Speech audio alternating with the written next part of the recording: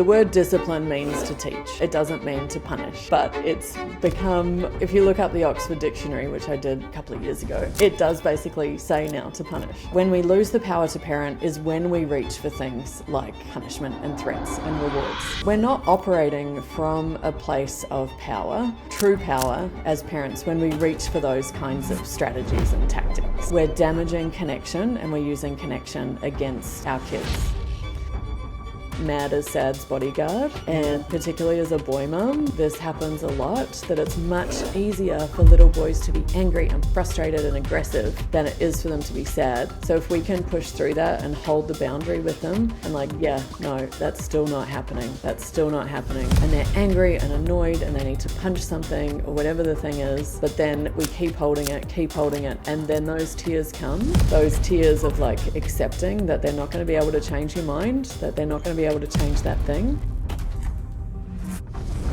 And maybe they're going to have a meltdown, and maybe they're going to have big feelings, but that's what growing up is like. It's really messy. And if we want children who are going to grow up and be emotionally mature, then they need to have practice with these emotions. They need to practice. What do we do when we're frustrated? What do we do when we're disappointed? What do we do when we're sad? They need to practice with all of those, and they get to practice with us, and we help to co-regulate them through those emotions. And that can bring up a lot for us, particularly if space wasn't held for those emotions when we were little kids. Parenting is about a relationship, right? I'm so excited to announce our next guest for Kidsy Connects, Tracy Gillett. Tracy is the founder of Raised Good, which is a globally recognized platform supporting parents who embrace natural connection-based parenting. Tracy has a background in veterinary science, and she uses her research-backed approach into real-life, everyday guidance for parents raising more connected, calm children. Tracy, welcome to Kidsy Connects. So nice to have you on the show. Oh, thank you so much for inviting me. I'm thrilled to be here. I want to start off by understanding what sort of inspired you to start Raised Good. What was the impetus behind this platform, which has now really become a global movement? Sure. Well, I started my journey into parenthood a few years before I became a mum, and we had fertility struggles for about 3 years.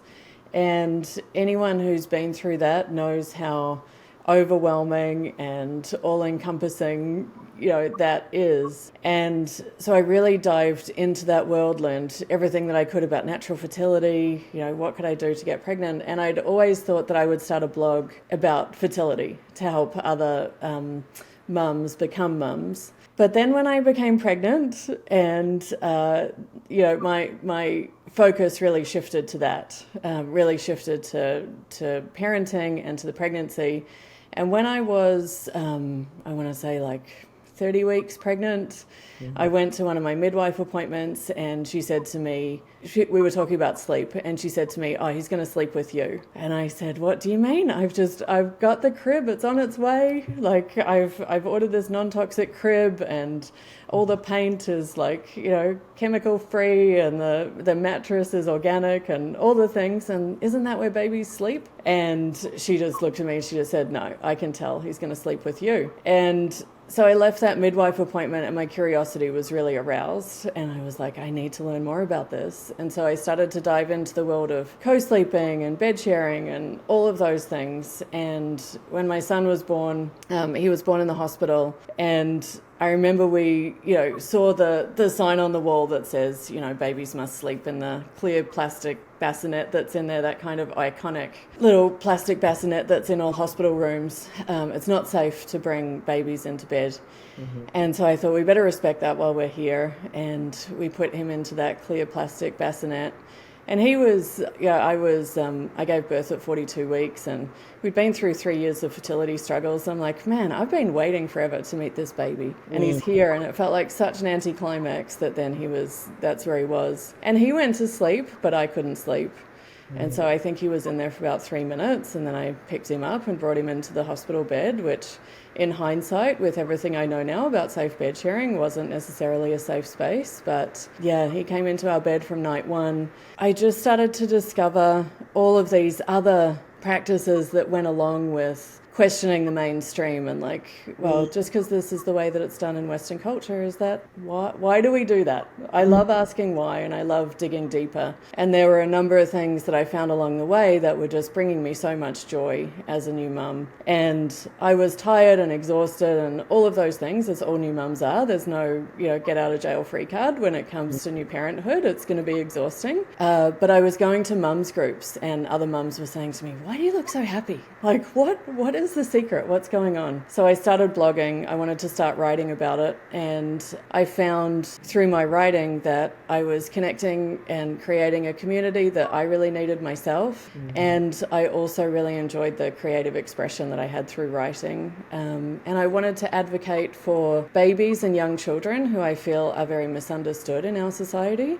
And also for the parents who want to do things a little bit differently, but feel like they're, the odd one out, or, being judged or questioned for their choices. So that's the long answer of where it came from. Well, this was not what was going to be my next question for our segment, but I have to go there since we are talking about it, which is co-sleeping.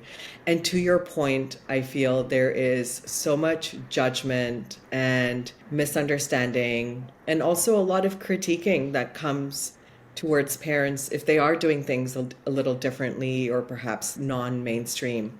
I will say I come from an Indian background. I was born in India and I grew up in Asia.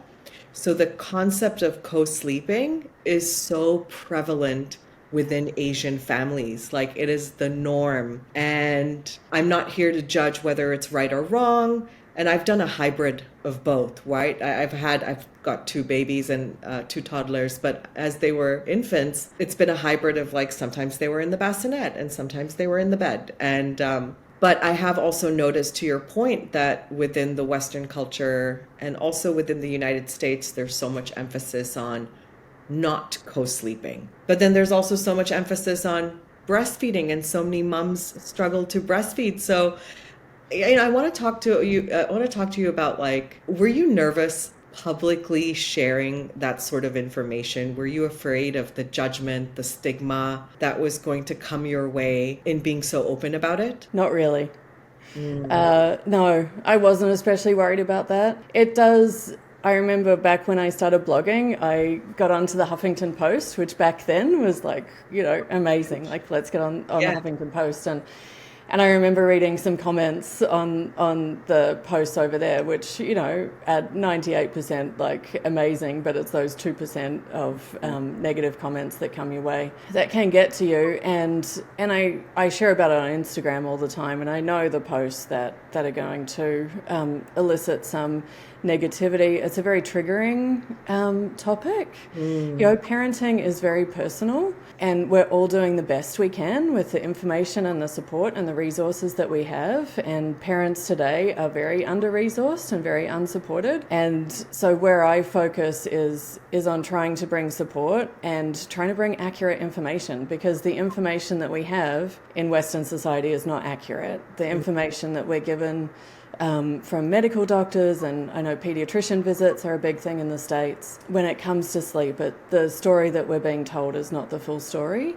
And I love that you raise, India and Asia and the different experiences there. And I know in many countries there's no word for co-sleeping. It's just sleeping. It's just that's just what we do. It's not a thing. So I think I wasn't worried about, and I'm still not worried about judgment that comes my way. It's like, you got to figure out your why. And I care more about advocating for parents who really want to do this, and for babies who are going to benefit so much from it, than I care about the negativity that comes my way. So it's not that I don't care, but it's just that I care more about advocating for it than I do about, a few negative comments. Yeah. So let's start with some myth busting. Like, what would be the most common misconception around co-sleeping or sleeping with your child that you see has always come up and perhaps is not always 100% true or accurate? What's the most common one? Well,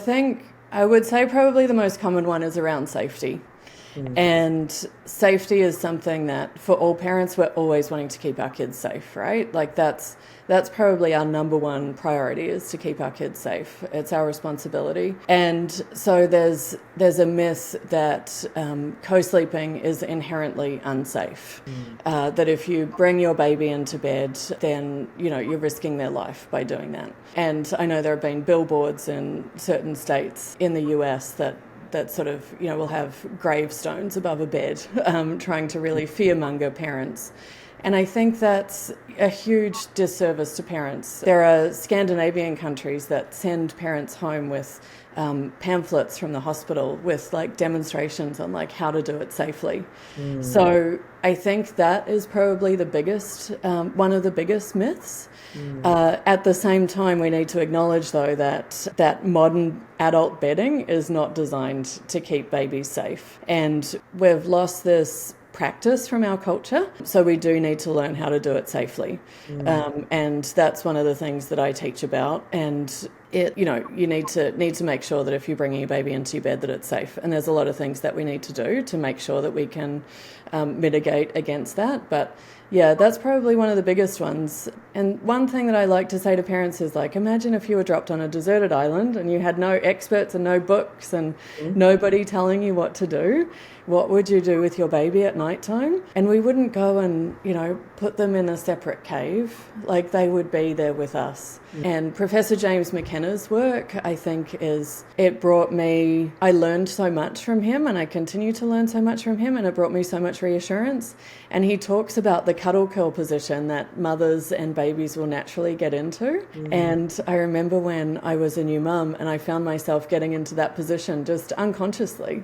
And you're like, wow, this is really, if we can tap into our intuition, like, it's really woven into how our bodies are designed to parent our babies. So yeah, I think that's probably one of the big ones. There's lots of others, but yeah. That's a big one. And if you were to, very quickly offer, and I'm sure there's like probably 10 or 12 steps that people can do, but what are like the top 3 or 4 actionable things that you would recommend parents to start doing, especially moms, if they do want to bring their baby into their bed? Start reading about it. I would get Professor James McKenna's book, Safe Infant Sleep. Hop on the Lesh League. They have the Safe Sleep 7, and they run through the safety steps. James McKenna also has safety guidelines on his website as well.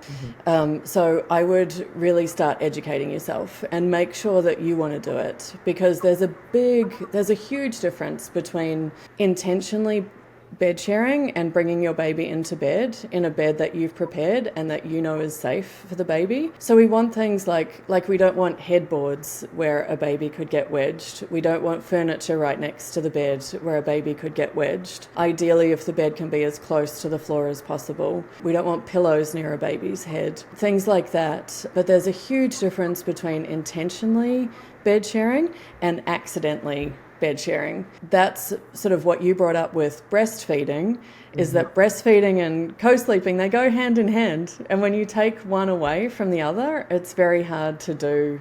It's very hard to do them. So we really talk about breastfeeding mums and bed sharing. And I think the common thing that can happen is that if we're sleeping separately from our babies, but we want to breastfeed, and breastfeeding is being more and more encouraged, then that mother is supposed to get up 4 or 5 or 6 times a night, out of bed, to a separate room, to get the baby out of the crib, and then to breastfeed. And if she falls asleep accidentally on the couch or in a rocking chair or on a recliner, that's a really dangerous place for a baby to fall asleep. They can get wedged. So this is what we're setting mums up for when we're not giving them the advice that they need in order to do these things safely. So much of your work, Tracy, is discussing the concept of natural parenting. Can you explain to us what natural parenting is, if you were to sum it up? Because we all have these like adjectives and synonyms that we could throw at it, but I want to hear from your word. Yeah, for sure. So I mentioned the dropped on a deserted island type thing. So that's really the mindset that I try to portray when I'm thinking about natural parenting.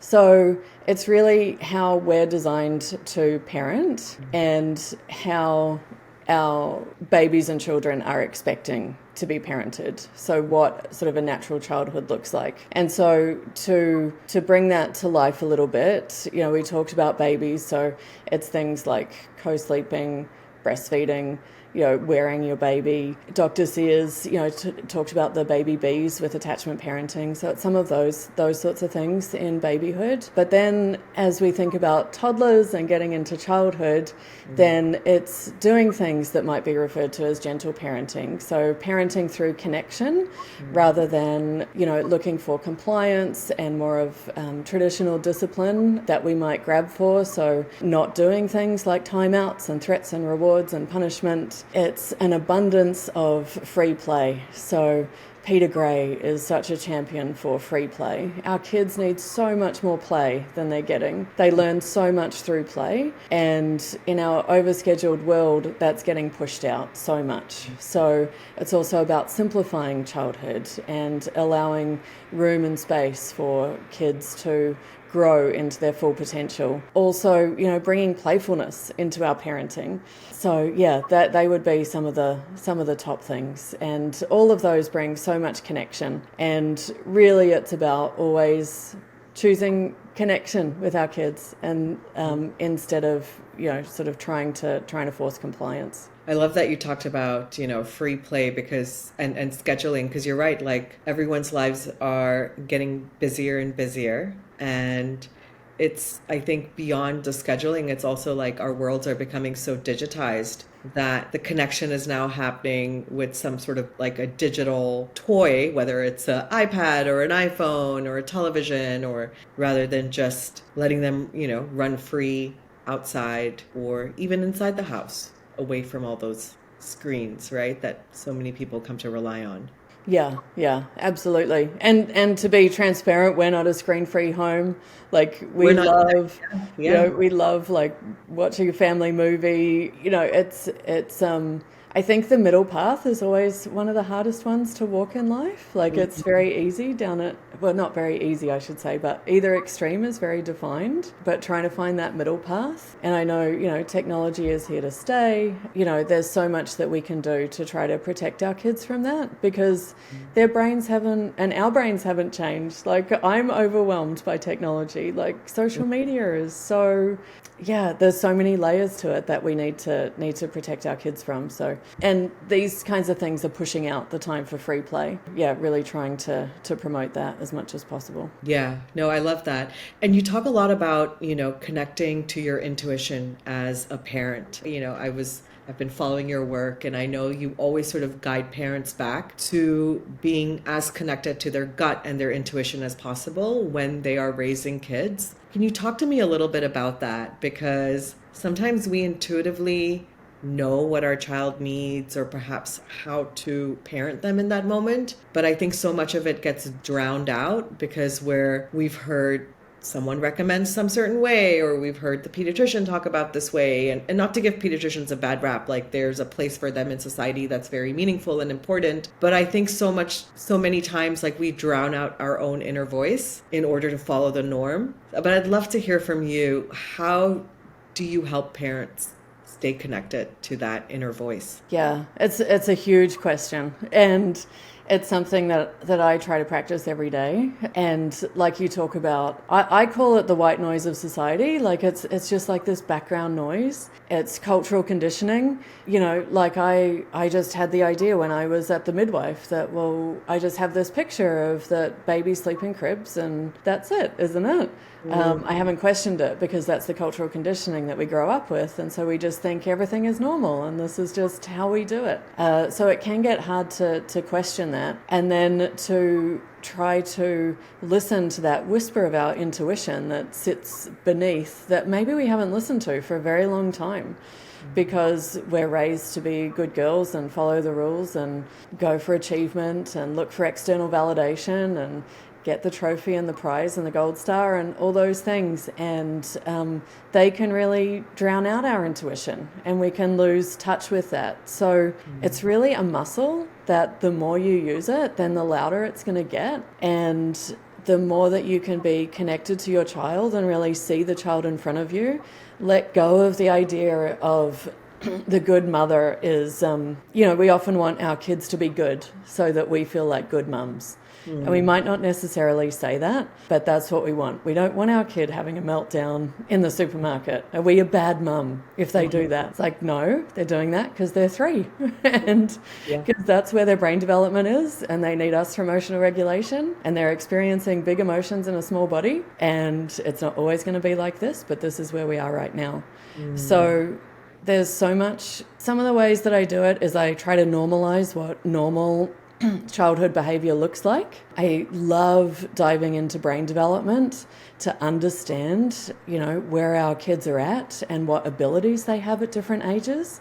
And suddenly when you realize that their brains are so different to ours and they just don't have the same abilities, we can have so much more compassion for them, and also so much more compassion for ourselves as parents to these young beings that really need our guidance. So I also think the other thing is support and community. Most people will want to, follow the crowd and not stick out and do what we're told, and it can make such a difference. There's a quote in James Clear's book, Atomic Habits. He says, most days we'd rather be wrong with the crowd than right on our own. And that can be really hard to be right on your own. So I'm like, what we need is a bigger community over here saying, yeah, me too.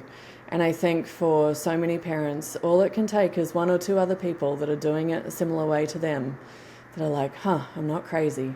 And then they can start to listen to their intuition more, and they can start to realize how right it is. And the more that they listen to it, the stronger and the louder it gets. We briefly touched upon, and I love that quote, by the way, by James Clear. I've read that book, phenomenal book.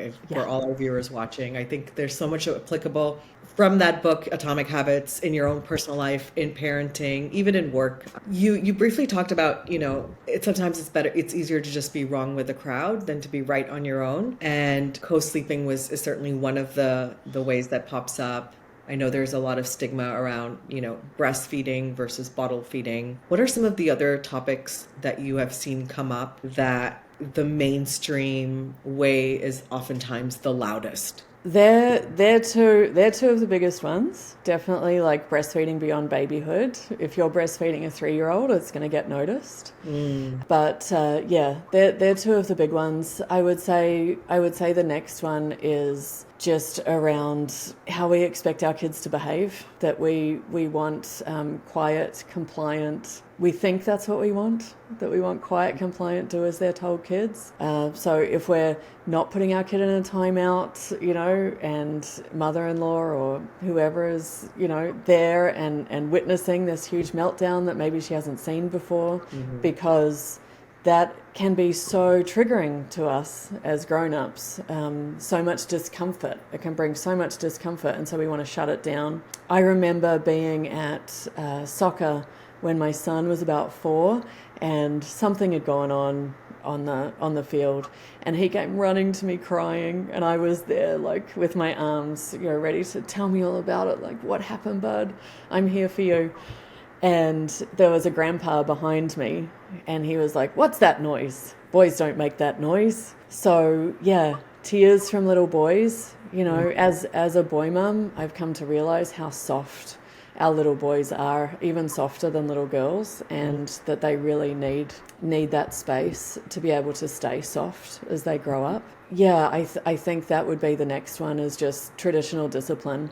That if you're not giving a threat or taking something away, giving a consequence, timeouts, punishments, all of those things, then how you're going to raise like an entitled, spoilt brat who won't do what they're told. That would be the next one. Right. Boys don't cry is probably the most, for me personally. I have 2 girls, but just to hear that is so triggering for me, because it's wrong on so many levels to give that messaging to what is still essentially a child with emotions, or having human feelings. Do you ever make any differentiation between parents raising girls versus raising boys, or do you see it as one and equal? Because I know some parents do play into like the gender roles of their children when they are parenting. Yeah, I only have one, and I have one boy, so I'm not raising a girl, so I can't speak to it, but speak to what it's like to raise a girl. And all kids are so different. You know, I have a highly sensitive little boy, so he's, you know, also known as orchid children. If he was a dandelion, then he'd be different. You know, their temperaments can be so different. But yeah, my friend Maggie Dent in Australia, she raised 5 boys.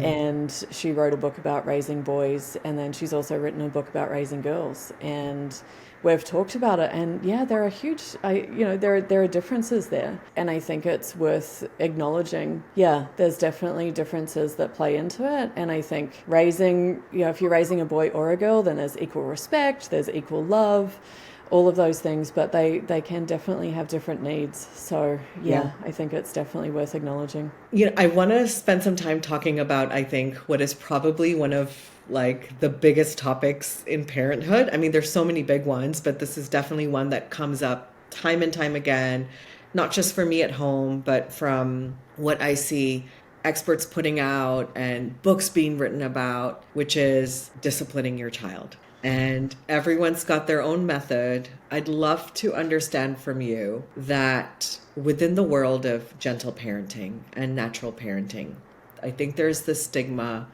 that parents who use like the gentle parenting technique are raising spoiled children because there's no boundaries, there's no discipline. Talk to me about that, because I'd love to hear from you. A, how much of that is true? And then what does discipline look like in a gentle parenting household? Yeah, I love this topic because I love busting myths. So so we've got permissive parenting down one end, which I think is what gentle parenting can often get mixed up with. So this idea that kids can just run free and do whatever they want, and we're just going to be led completely by the child. And yeah, that's not the approach that I take at all in my parenting. And then there's the other end, which is authoritarian parenting, where it's like my way or the highway while you're under my roof, like you'll do what I say. And that's where we get, you know, punishments and threats and rewards and all that kind of stuff. And then there's authoritative parenting, which is in the middle, and that's the style of parenting that has been shown to have the best outcomes for kids. We talked about earlier, the middle path is often the hardest one to walk. So with gentle parenting or conscious parenting or natural parenting, positive parenting, there's all these names that can get given to it. But the idea is that yes, we have to have boundaries. We're here to guide our kids. We're the grown-ups in the room. We're the ones with a fully developed brain. They're not. We're the ones with life experience. We also have family values that we want to pass on to our kids. So yes, we need boundaries, and kids can't feel safe without boundaries. My friend Vanessa Lapointe often talks about, think about crossing a bridge. So if you're driving across a bridge every day and there's guardrails on either side of the bridge, every day you drive across that bridge, you're not bumping into the guardrails and hitting the guardrails. But if suddenly one day you turn up and the guardrails are gone, and there's a deep canyon but beneath you, you suddenly feel a little bit less safe to drive across the bridge, even though you've never hit those guardrails. And so they're like boundaries for our kids. And sometimes, well, more often than us not hitting those guardrails, our kids are going to bump into those guardrails all the time when they're little kids. Our job is to hold the boundary, and their job is to push the boundary because they're figuring life out. In permissive parenting, if a kid wants the second cookie, then maybe they're just like, oh, okay, you can just, go have the second cookie. I just want to keep you happy. I want a happy kid, so have the second cookie. Authoritarian parenting might be like, you might not have even got the first cookie, or like, no, I said no, and if you're going to talk back to me, then you'll go to your room. Like, you're not getting a second cookie. Forget about it. In the middle, it's like, you wanted a second cookie, and I can't give it to you. Because, well, you don't even need to use a because, but it could just be like, there's no second cookie. And I get that it's disappointing. Tell me all about it. And maybe they're going to have a meltdown, and maybe they're going to have big feelings, but that's what growing up is like. It's really messy. And if we want children who are going to grow up and be emotionally mature, then they need to have practice with these emotions. They need to practice What do we do when we're frustrated? What do we do when we're disappointed? What do we do when we're sad? They need to practice with all of those, and they get to practice with us, and we help to co-regulate them through those emotions. And that can bring up a lot for us, particularly if space wasn't held for those emotions when we were little kids. So our immediate response might be just to push it down. Like, we don't want to hear it. But the more that we can hear it and be with it, and that's the work of conscious parenting, is that then we start to heal our own inner wounds as our own inner child wounds. We reparent ourselves. And so we become better people along this journey. I say that parenting my son is like, 1,000 times therapy. Like, it's like sitting up on a mountaintop and meditating. If you can really be with a child, they can teach us so much. So it's not about not having boundaries, but it's about holding them both with firmness and with kindness. We can be both. And I think one of the biggest myths that I really needed to let go of when I was a new parent was the idea that we always need to keep our kids happy. That's, we want the world to be perfect for them, and we can, fix the broken toy or get them a new one or do all these things, but that's really robbing them of the experience of these big emotions. And I remember when my son was about 4, I was talking with a counselor, and she said to me, "How often is he crying?" And I said, "I don't know, like once or twice a week." And she was like, "Oh gosh, that's not enough. When you're 4, you've got a lot to cry about. He should be at least once a day. Like, you're not holding those boundaries, or you're not holding the futility of life. Like, yeah, the ice cream shop is closed and we're not getting an ice cream now. And that is so sad."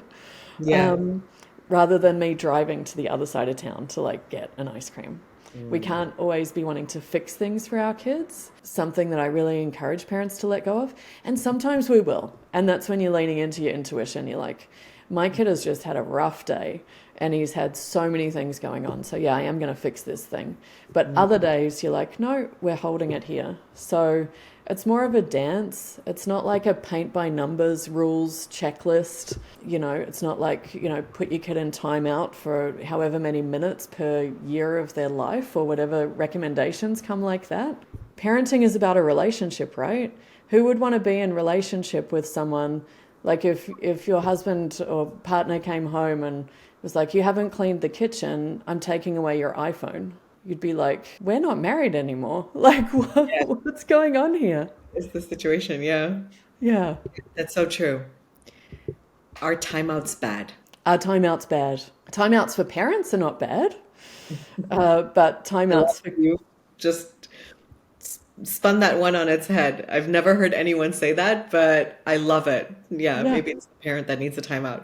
Yeah. So parenting is really intense, right? Like we just talked about, it can be very triggering. And if we're wanting to show up for our kids in a certain way and we're guided by our long-term goals and values, then it can be really hard. So yeah, sometimes if your kid is just really getting to you, you've had no sleep and you haven't eaten breakfast, you haven't looked after yourself, whatever, sometimes you're going to need a timeout. And so it can be fine to say to your kid, if we're in the middle of something like, "Okay, Mum's just got to go step outside for 5 minutes. I'll be back." So us taking a time out to go and regulate ourselves and get back into our own bodies, our own adult self, so we're not going in and acting like a 5-year-old as well, then timeouts can be really good for parents. But timeouts, no, they're not good for kids. If we're just going to be black and white, they're not good for kids. They came about with a good intention. So I think it was maybe the 50s or 60s, instead of hitting your kid, put them in a timeout. So yeah, that can seem better, right? And the idea is that kids are going to go away and they're going to be in a timeout and they're going to be thinking about what they did wrong. And then I wouldn't be thinking about what I did wrong. I'd just be thinking that's not what I'd be thinking about. So the idea was that they're in there thinking about what they did wrong and then they're going to come back and behave. What's really happening is that we've said to our child, if your behavior doesn't please me, then you're not worthy of my connection and you can't exist in my presence. So we've told a child that we value them more for what they do than for who they are. Gabor Mate talks about this tension that exists between attachment and authenticity. Our children are born with, our biggest job as parents is to lay the foundation for secure attachment for our kids. Children are born with the need for attachment. Our babies are only born with 25% brain development. They won't survive without being attached to us. We are their survival strategy. So they are always wanting to be attached to us, but they also have a need for authenticity, to be who they are. If we put them in a timeout, we're effectively making them choose between attachment and authenticity. If you want to be attached to me, you have to hide who you are right now, because it's not okay for you to be angry or frustrated or disappointed. So you're going to have to hide that and shelve your own developmental needs in order to get attachment back with me. And so those kind of approaches can work really fast, because a child will want to get back to attachment. So they will hide their authentic selves, and they will come back to us, and they'll behave well. We can threaten at the park. We're going in.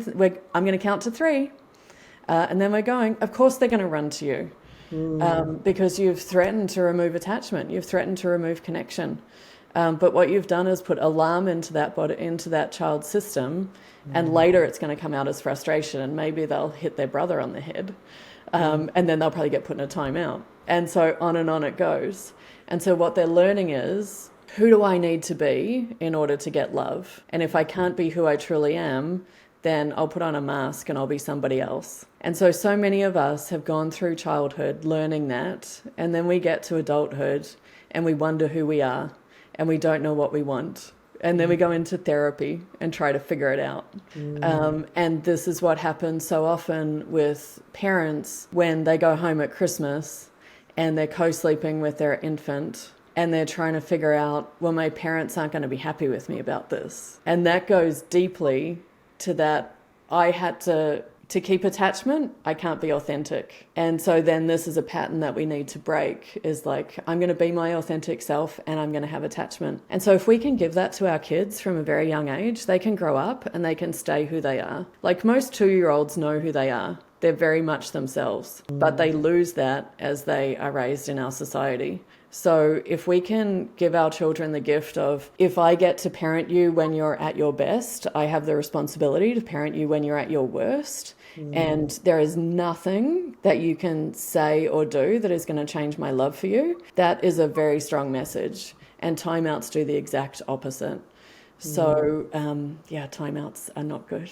I love how you describe that and phrase that, because you're right. I think it seems like such an improvement from the days of corporal punishment, or, when parents, where it was accepted or okay to hit your child in order for them to comply. And it feels like it's a move in the right direction. And to your point, I can fully see how damaging that is, because like you said, you're only worthy if you comply. But the second you don't, all of a sudden you're not worthy of my love, my warmth, my agreeable nature, all of the above you don't get. Tracy, for parents who want to discipline their children and don't want to do time out, can you give our viewers 2 or 3 maybe tangible suggestions they can go home and action today if the child is being defiant? And for sake of ease, let's say this is a toddler. A child between the ages of, say,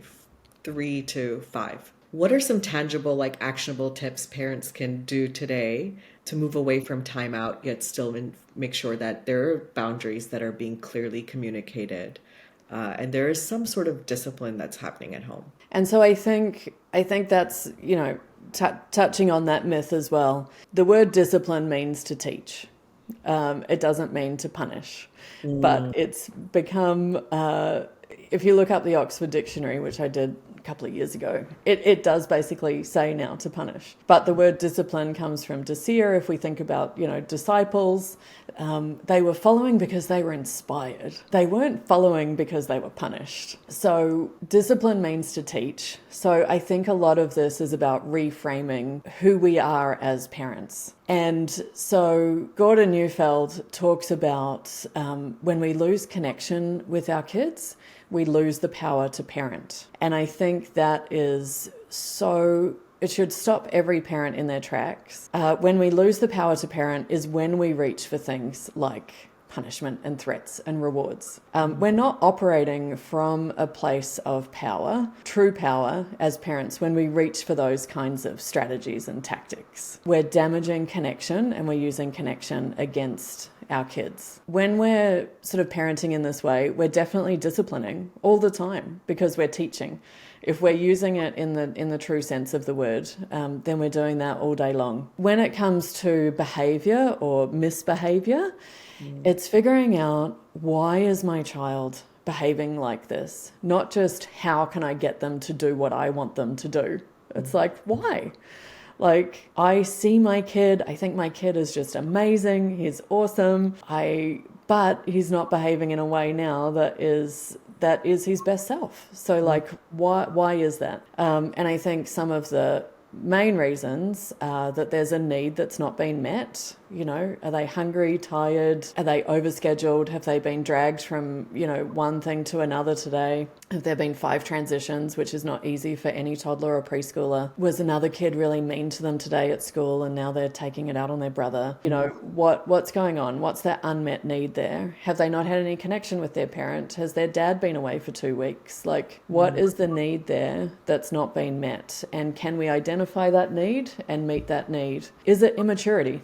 Immaturity is often what's going on. Their brains don't fully mature until they're in their mid to late 20s. Girls sooner, and boys are later, but even birth order can affect that. So a firstborn daughter can have a fully developed brain by the time she's like 18, 19. A second-born son might not be until he's closer to 30. So there's a huge difference. So is it immaturity going on here? Or is it a skill that hasn't yet been learned? If we're telling our kids to put their toys away, do they actually know what that means? Like, do they know fully how to do that? Sometimes when I go to like tidy my clothes, I'm like, oh, where do I start? Like, whereas my husband, he's got that skill down pat. So is there a skill that needs to be taught? But some practical strategies. Playfulness is one of my absolute favorites. It can feel like more of an effort sometimes from the parent, but it's a flow state that you can get into.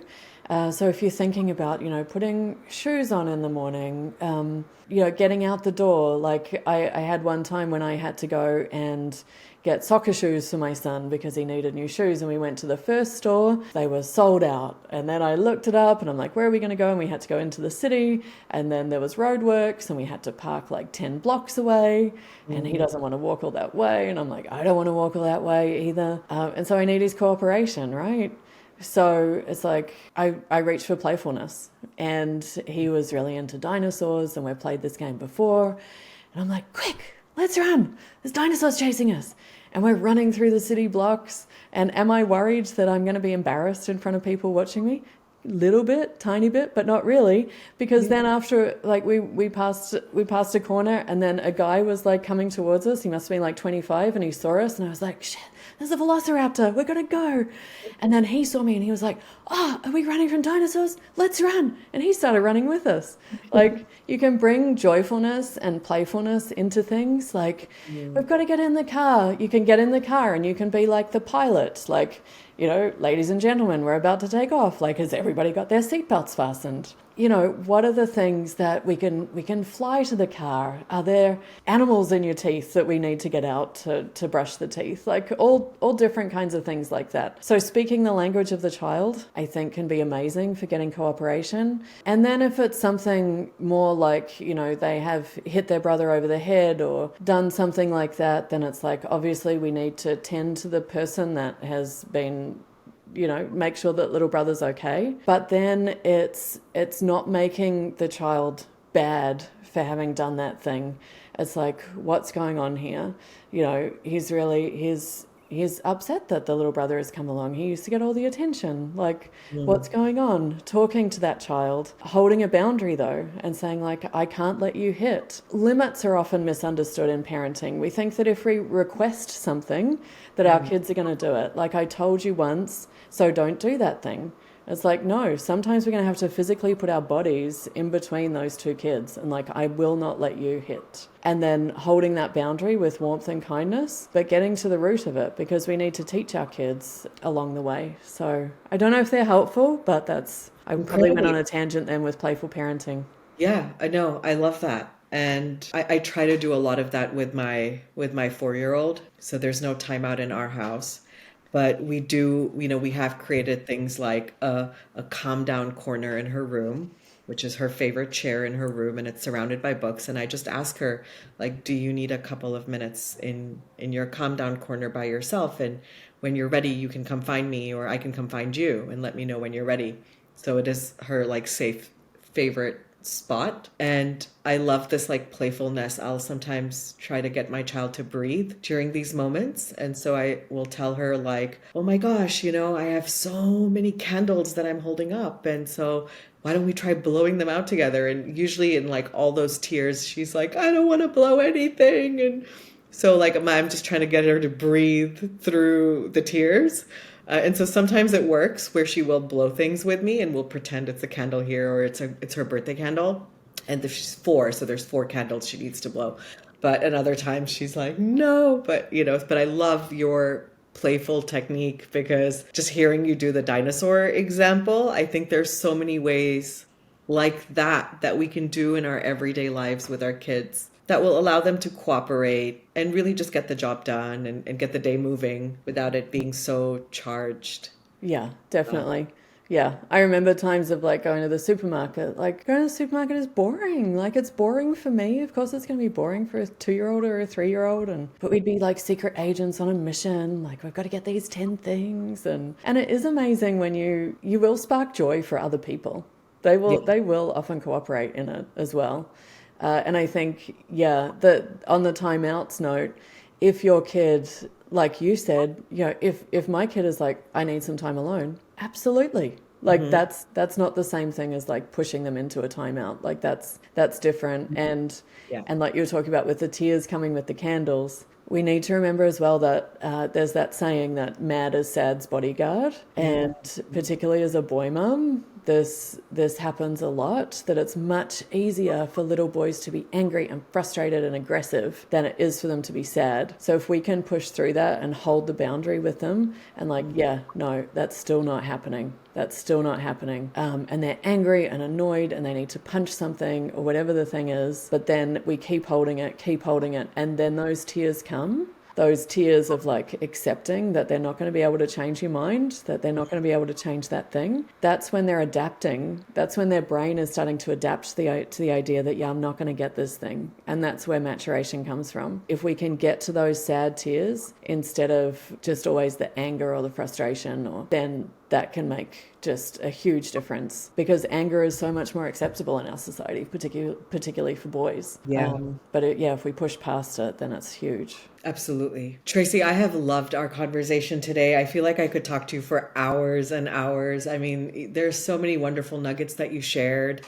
And thank you for busting some of those myths. I can't imagine how many parents are going to walk away from this conversation today feeling lighter and brighter, and also just more confident to do what feels right to them. Where can people find you if they want to reach out to you, learn more, connect with you? Yeah, thank you so much for having me. I've loved sharing our conversation as well.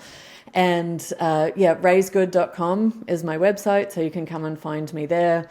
There's lots of freebies. I have a good one that's sort of connected to what we were talking about today, like to do with cooperation instead of timeouts and threats and rewards, and lots of blog posts about sleep and all of that kind of stuff. On Instagram, I'm at raisegood, raisegood, wherever you can find me. Wherever you can find Raise Good. Yeah, that's where I'll be. Amazing. Well, thank you so much, Tracy. It was such a pleasure to have you today. Oh, thank you so much for having me.